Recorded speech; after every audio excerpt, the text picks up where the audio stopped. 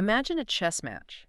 Okay, now imagine it happening at 350 kilometers per hour, Mm, where split-second decisions don't just win races, they redefine entire championships. right. Now, here's a thought. What if the fastest car doesn't always win? What if the smartest strategy does? That's the billion-dollar question in F1, isn't it? It really is. Today, we're pulling back the curtain on the hidden layers of strategic warfare that, well, absolutely defined Formula One back in September 2025. Yeah, you're about to get an exclusive pass really into the minds of the strategists. See what even the sharpest fans often miss. And believe me, by the end of this deep dive, you'll understand exactly why certain moves, by teams like Red Bull and McLaren, left even seasoned fans just scratching their heads. Questioning everything they thought they knew. Mm. We're going to unpack the psychological stuff, the political angles, the pure data-driven battles that honestly only a tiny fraction of people truly grasp. And you'll be one of them, armed with insights that will totally change how you watch every race from now on. So today, we're taking that deep dive into the sources covering the strategic warfare that really shapes September 2025.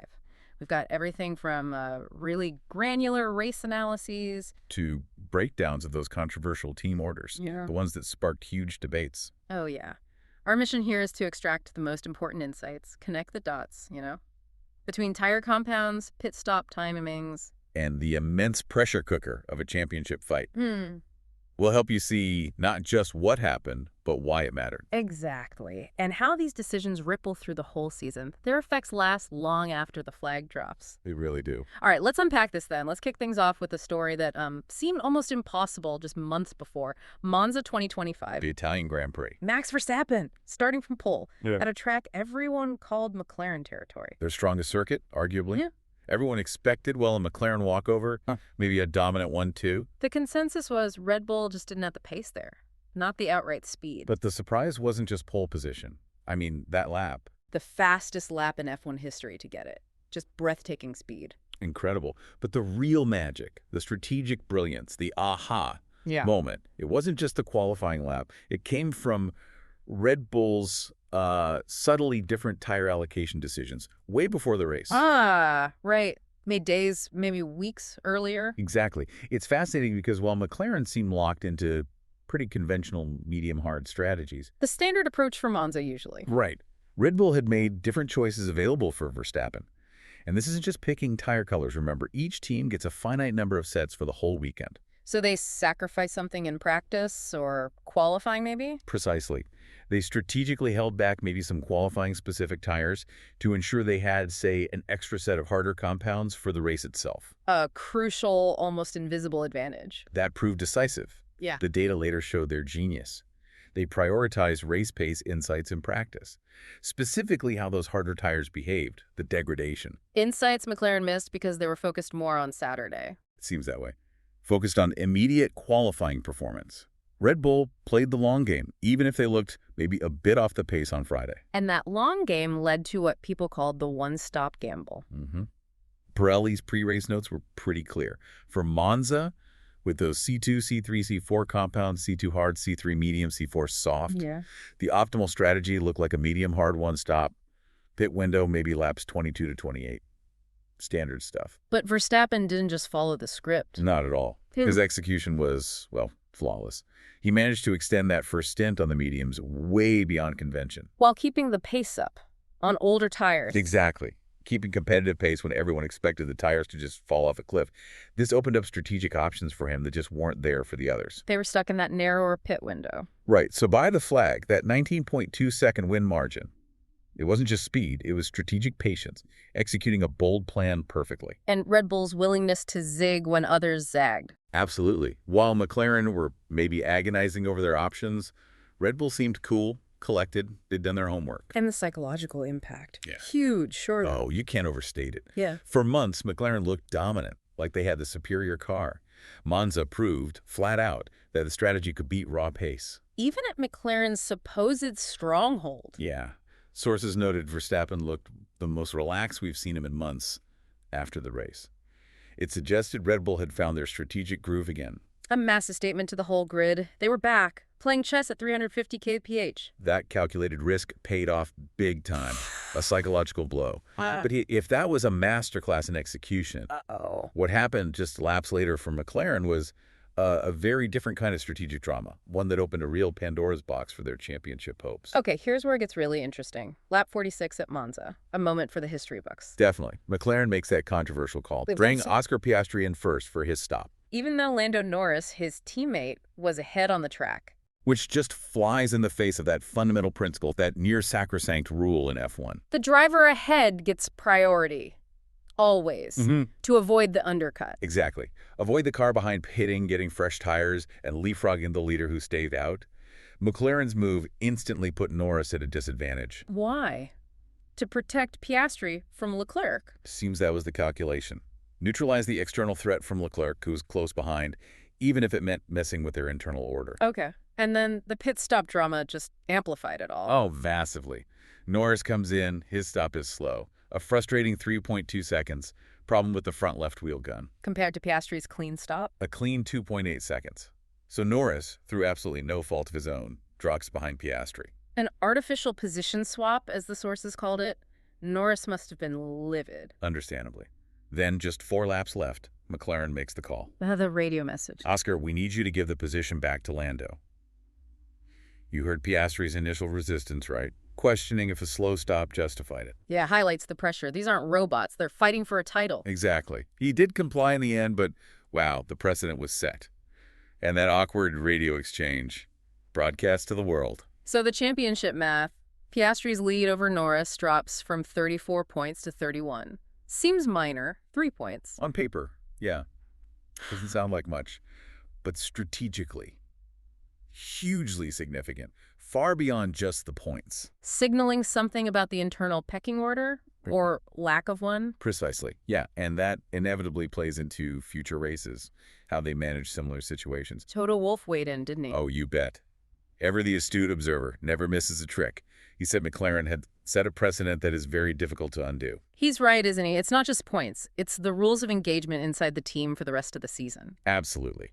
Team dynamics, the psychological contract between drivers and the team. Every future decision, no matter how logical on its own, gets viewed through the lens of Monza. So, beyond the raw emotion, the drama, what does the analysis tell us? Let's get analytical. Post-race telemetry must have revealed the complexity. It really did. This wasn't just a simple blunder. It was a deeply layered problem, born from Monza's unique challenges and that intense championship fight. Okay, talk us through it. Well, what's fascinating is the brutal undercut math at Monza.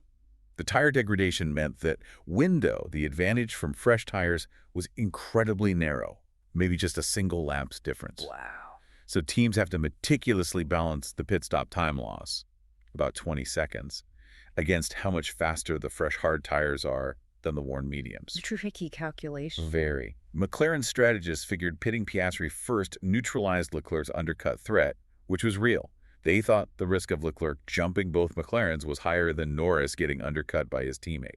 So the initial decision wasn't necessarily flawed. They were trying to manage multiple threats. The plan itself arguably wasn't the core issue. It was trying to cover Leclerc. The problem was the unforeseen execution error. That slow pit stop for Norris, is that a common vulnerability? Even the best plans? That's exactly the challenge. It shows how even sophisticated planning can just unravel with one operational glitch.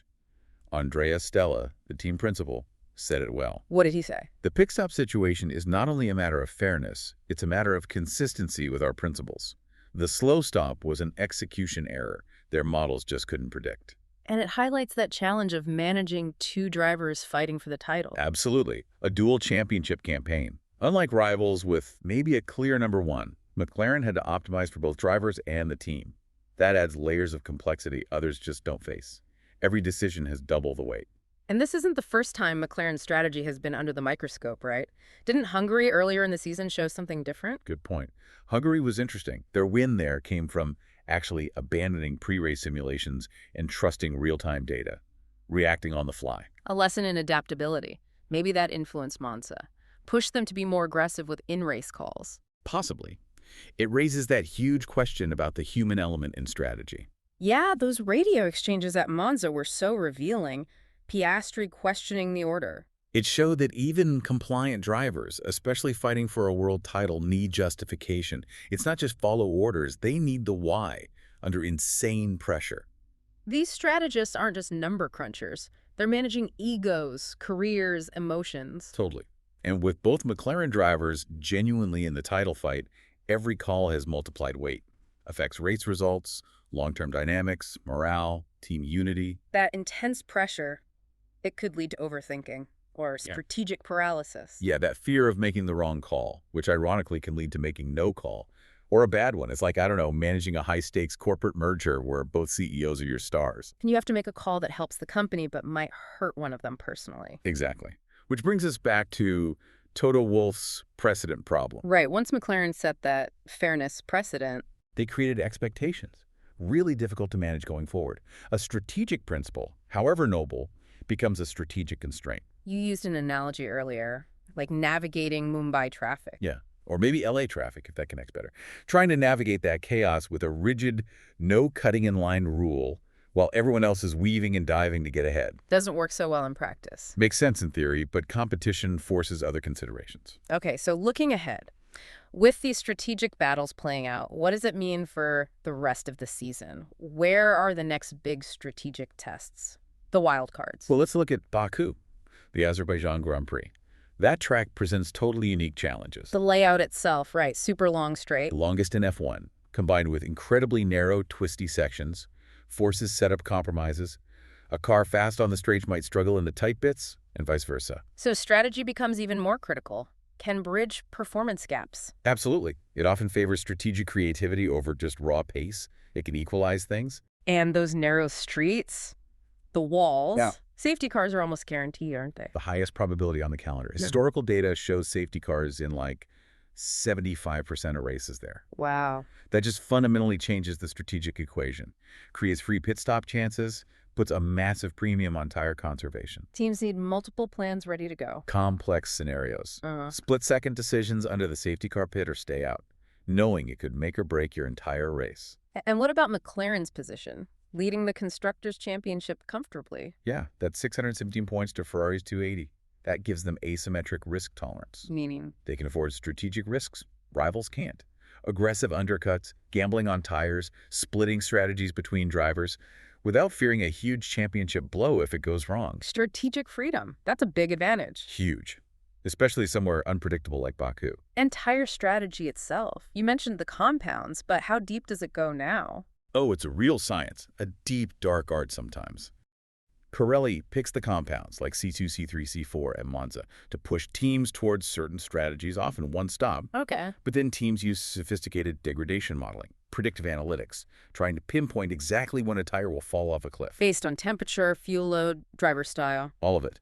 Miss that cliff by one lap, you lose crucial seconds. Plus, track evolution, the rubber going down changes grip, weather contingency planning, a sudden shower. Tears up the models. Have to react in real time. And DRS drag reduction system. How does that fit in? At Monza, with those skinny wings, DRS was actually less powerful. Created those DRS trains. Right, where everyone gets the benefit so nobody can really pass. Exactly. Makes it super hard to break away. Modern strategy now factors DRS availability deeply into pit stop timing. Is track position better or fresh tires? Even safety risks, like DRS failure. Especially at high speeds. That's part of the calculation now, too. It just shows F1 strategy is this incredible multi-dimensional chess match. Psychology, politics, risk management, pure racing craft. Amazing blend of human and machine. It really is. And what's truly fascinating, going back to McLaren, is how their deeply held value, that consistency with principles Stella talked about, Their internal fairness. became not just a moral compass, but maybe their biggest strategic constraint, like trying to navigate that chaotic Mumbai traffic. Like a LA freeway. With that strict no-cutting rule, Right. while Toto Wolff's on the sidelines pointing and maybe smirking a little. Ah. This commitment, admirable, sure, but it created a potential weakness their rivals will definitely look to exploit. Okay, let's try and bring this all together then. Unpack the key takeaways. Yeah. We've definitely seen a fundamental shift. Strategic excellence can beat raw pace. Verstappen's Monza win proved that, no doubt. And McLaren's team orders. They created that strategic precedent. Commitment to the fairness is admirable, but it could limit them as the pressure ramps up. Future decisions will be scrutinized through that Monza lens. That's a heavyweight. Immense psychological weight. So ultimately, despite all the data, the complex models, it still comes down to the human element, doesn't it? Brave decisions under extreme pressure, that intricate dance between drivers and strategists. That's what defines champions. So what does this all mean for you, the listener, watching these final races unfold? Well, remember this. In Formula One, the fastest car doesn't always win, but the smartest strategy usually does. As we've seen all through 2025, that ability to think strategically under pressure, adapt, make brave calls when convention fails, that separates the champions from the also-rans. So the title fight isn't just about the fastest car. It's about who can think fastest when everything, absolutely everything, is on the line. You now have this unique lens to view every pit stop, every tire choice, every radio message. That's our deep dive into the strategic babbles defining 2025. And hopefully you know something now that most casual fans will completely miss. Gives you a whole new appreciation for the sport's hidden depths. Yeah, there's always more beneath the surface. Okay, next time. Prepare to have your mind blown, seriously. We're exploring the technical innovations revolutionizing modern F1. Ooh, this will be good. We'll be revealing breakthroughs you've probably never even heard of, advanced aero you can't see, material science that defies belief, all pushing the limits of speed and safety. You won't want to miss how these hidden technologies are shaping the future of F1. And maybe even the car you drive one day. Subscribe now so you don't miss out on uncovering those game-changing secrets. Until then, remember. In Formula One, every millisecond matters. But it's the strategic decisions made in the minutes between sessions that often determine who stands on that top step.